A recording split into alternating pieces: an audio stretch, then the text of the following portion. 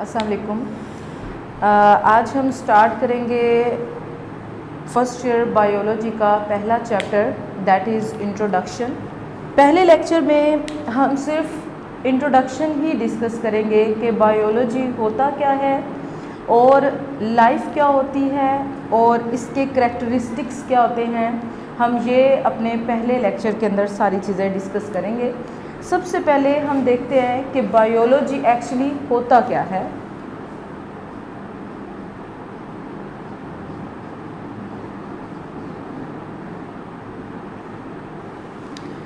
Biology की अगर हम बात करें तो ये दो लफ्ज़ों से निकला है जो कि ग्रीक वर्ड्स हैं।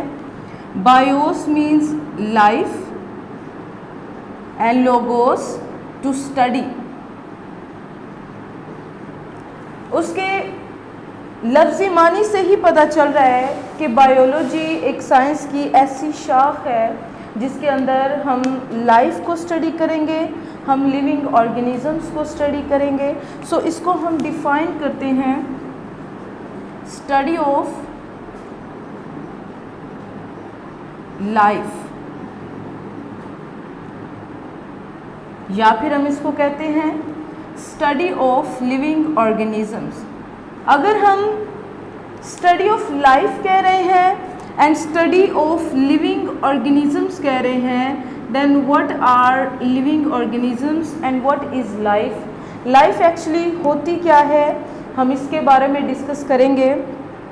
अब जिस तरह कुकिंग होता है खाना पकाना और कुक होता है खाना पकाने वाला, इसी तरह बायोलॉजी एक किसी चीज़ की स्टडी है तो इसको स्टडी करने वाले जो होते हैं उसको हम नाम देते हैं बायोलॉजिस्ट का।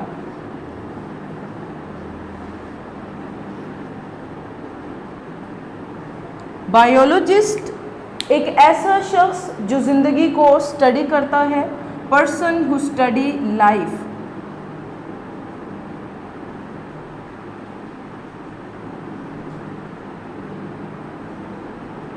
इसके अलावा ये लाइफ को तो स्टडी करते ही हैं, इसके अलावा ये उन नॉन लिविंग थिंग्स यानी बेजान चीज़ों को भी डिस्कस करते हैं जो लिविंग थिंग्स के ऊपर किसी न किसी तरह असरअंदाज होते हैं।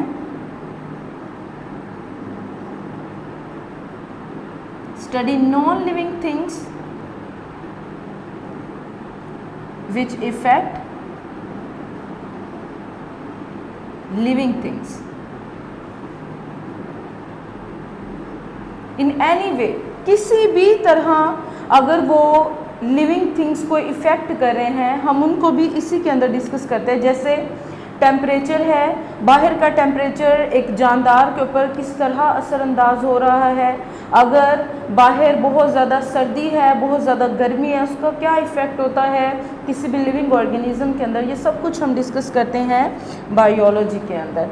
अब बार बार हम बात कर रहे हैं लाइफ लाइफ लाइफ, तो लाइफ होता क्या है, लाइफ कहाँ से आई, लाइफ है क्यों, ये आंसर्स बायोलॉजिस्ट नहीं कर सकते हैं, लेकिन ये फ़िलोसोफर्स जो फ़लसफ़ी होते हैं, इसके अलावा हमारे पास जो थियोलॉजियंस जो मजहबी स्कॉलर्स होते हैं, ये उन पे छोड़ दिया गया है कि वही इसका जवाब दें। लेकिन लाइफ एक्चुअली होता क्या है, लाइफ को हम डिफ़ाइन किस तरह करते हैं। लाइफ को हम डिफ़ाइन करते हैं कि लाइफ ऐसी खसूसियात का एक मजमुआ है जो कि जानदार चीज़ों को बेजान चीज़ों से अलग करता है। Life is a set of characteristics which differentiate living things from non living things. ये एक ऐसी खसूसियात का इकट्ठ है जो लिविंग थिंग्स को, जानदार चीज़ों को नॉन लिविंग थिंग्स यानी बेजान चीज़ों से अलग करता है, उसको सेपरेट करता है।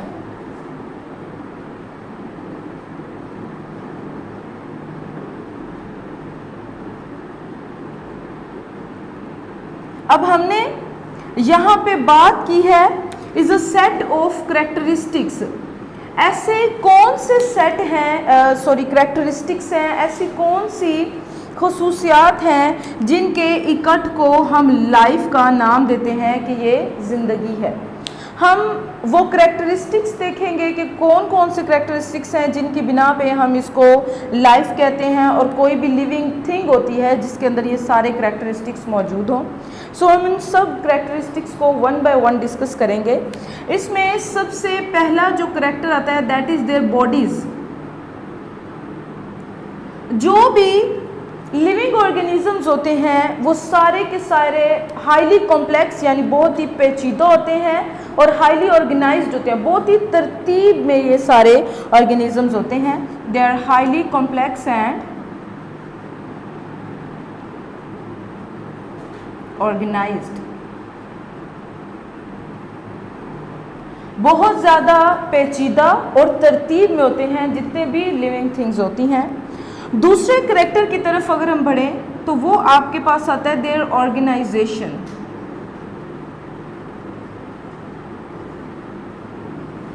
अब ऑर्गेनाइजेशन, जिस तरह हमने बात की है तरतीब की, तो इसमें हम बात करते हैं कि लिविंग ऑर्गेनिजम्स जितने भी होते हैं वो एक या एक से ज़्यादा सेल पे कंसिस्ट करते हैं।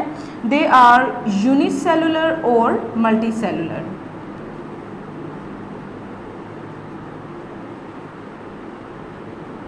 यूनिसेलुलर ऑर्गेनिजम्स आपके पास उसके यूनी का मतलब ही वन के होते हैं। ऐसे organism which consist of only one cell, उनको हम नाम देते हैं यूनिसेलुलर ऑर्गेनिजम्स को।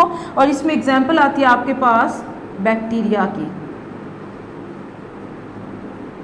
अगर हम मल्टी सेलुलर ऑर्गेनिजम्स की बात करें तो मल्टी का मतलब ही ज़्यादा होता है, मैनी। सो ऐसे organisms which consist of more than 2 cells।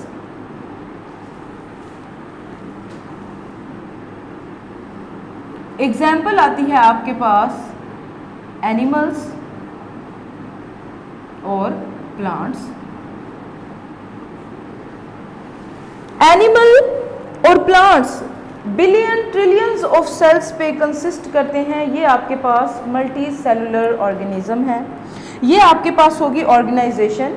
2 character हैं, एक है उनकी बॉडीज़ के बारे में और दूसरा है ऑर्गेनाइजेशन के किस तरह की उनके अंदर ऑर्गेनाइजेशन पाई जाती है। देन हम डिस्कस करते हैं इनके अंदर जो इनके एटीपी है। एटीपी का मतलब है adenosine triphosphate, that is the energy currency. हमारी बॉडी के अंदर ये एनर्जी करेंसी है। एटीपी जितने भी लिविंग ऑर्गेनिजम्स होते हैं वो एनर्जी प्रोड्यूस भी करते हैं और उसको अपने मुख्तलिफ कामों में इस्तेमाल भी करते हैं। जैसे हम कोई काम करते हैं, जाहिर है उसके लिए एनर्जी चाहिए होती है। इवन हम फूड कंज्यूम भी अगर कर रहे हैं तो उसको कंज्यूम भी करने के लिए हमें एनर्जी की ज़रूरत होती है। So they generate and use energy. Energy generate यानी प्रोड्यूस भी करते हैं और उसको इस्तेमाल भी करते हैं अपनी सारी फंक्शनिंग के लिए, अपने सारे कामों के लिए। नेक्स्ट चीज़ जो हम इसमें डिस्कस करेंगे दैट इज़ जीन्स। जीन्स जैसे कि हम सब जानते हैं is a basic unit of inheritance. विरासत की बुनियादी इकाई होती है, यानी एक नस्ल से दूसरी नस्ल तक जो खसूसियात का तबादला होता है वो जीन्स की वजह से ही होता है। जितने भी लिविंग ऑर्गेनिजम्स होते हैं they have genetic material.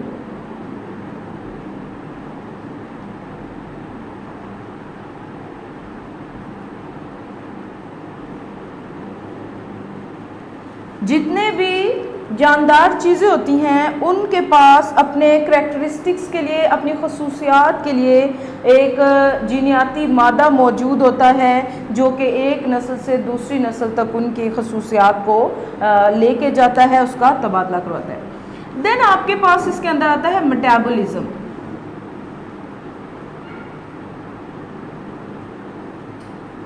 Metabolism आपके पास जितने भी किसी जानदार के अंदर केमिकल रिएक्शंस हो रहे होते हैं उनके इकट्ठ को, यानी कि उनको इकट्ठा करने के बाद आपके पास आता है metabolism.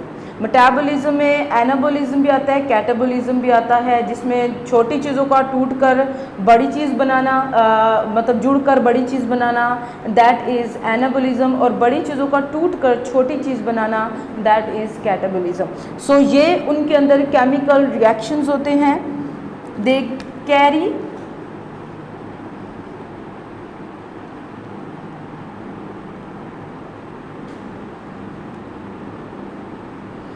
Carry and control biochemical reactions. Chemical reactions उनके अंदर होते भी हैं और उनको वो कंट्रोल भी कर सकते हैं।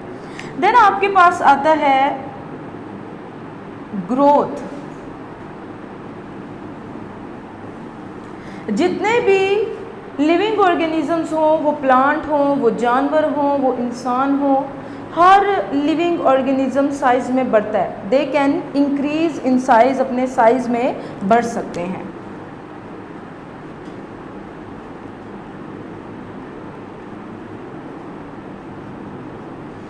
इसके बाद नेक्स्ट जो करेक्टर आता है दैट इज होम्योस्टेसिस। होम्योस्टेसिस आपके पास इसका मतलब होता है कि अपने अंदर के एनवायरनमेंट को मेंटेन करके रखना, अंदर के माहौल को मेंटेन करके रखना। They have homeostasis.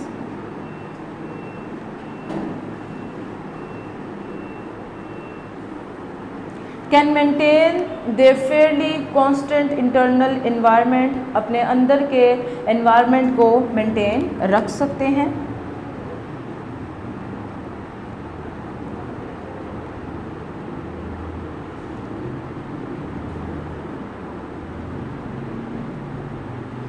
इसके बाद जो नेक्स्ट चीज़ आती है दैट इज़ रिप्रोडक्शन। नेक्स्ट जो हमारे पास इसका करेक्टर है दैट इज़ रिप्रोडक्शन।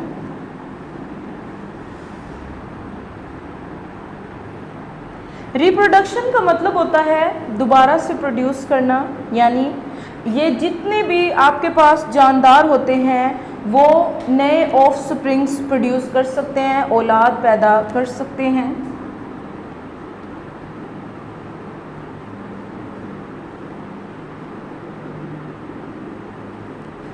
लास्ट जो हमारे पास करेक्टर है दैट इज रिस्पॉन्स।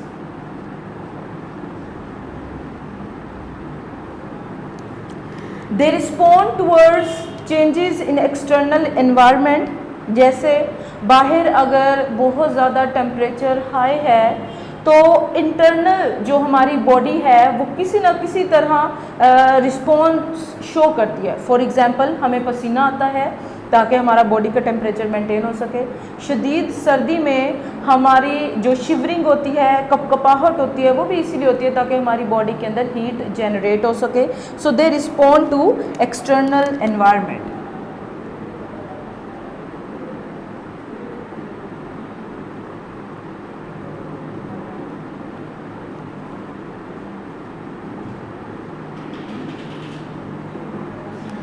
अब ये चीज़ें हमने डिस्कस कर ली कि लाइफ के करैक्टरिस्टिक्स क्या होते हैं, लाइफ होती क्या है। हमने पढ़ा कि life is a set of characteristics which differentiate between living and non living things, यानी कि एक ऐसी खसूसियात का इकट्ठा है जो लिविंग थिंग्स को नॉन लिविंग थिंग्स से सेपरेट करती है। हमने बहुत सारे करैक्टरिस्टिक्स पढ़े हैं। अब एक लिविंग ऑर्गेनिज्म क्या होता है, लिविंग ऑर्गेनिजम्स को हम डिफाइन करेंगे।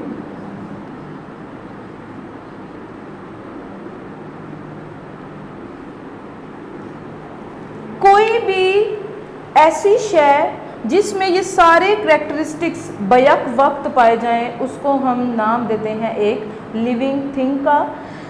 N object which possess all these characteristics simultaneously is called as an living thing, living organism.